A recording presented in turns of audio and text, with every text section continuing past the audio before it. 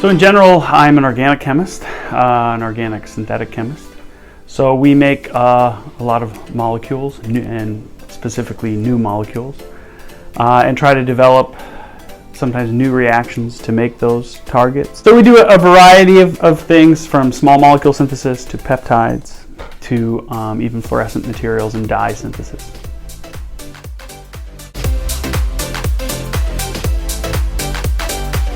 So we have a variety of projects looking at medical diagnostic technologies. So how do you do sort of rapid and cheap sort of biomarker analysis? So obviously that has a number of human health implications and applications. And a lot of the new reactions we're attempting to develop are centered around molecules and structures that have pharmaceutical relevance.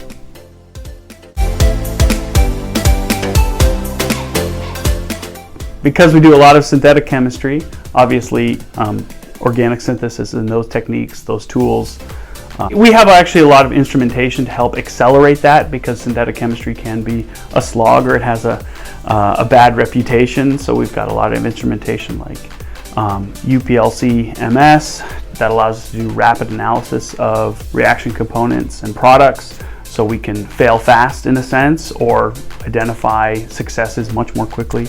A lot of automated purification, since that is often the big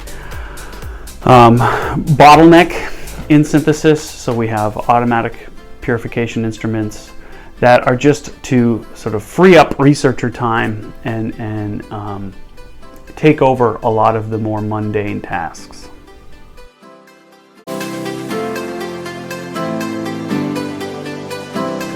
I would say it's mixed and very much dependent on the student.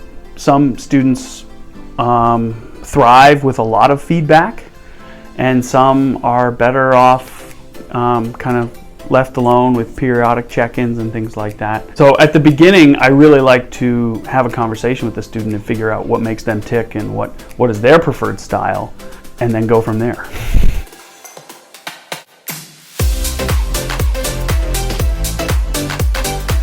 So we actually do a lot of collaboration, just because that's actually how I like to work. I like to talk with other scientists about ideas.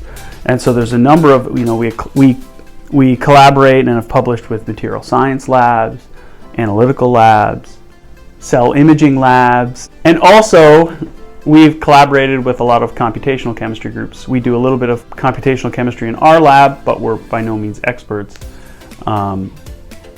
And so a lot of more sophisticated electronic structure analysis and imaging, we've worked with a number of groups on.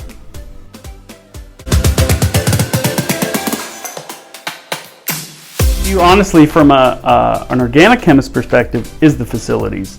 They are first rate. I think the instrumentation is first class, and nothing is going to be out of reach here. If there's an instrument or a technique you want to do, if you can't find it within the department, it's on campus in a facility. So I think from that perspective, we have a lot of strengths and nothing's really off limits.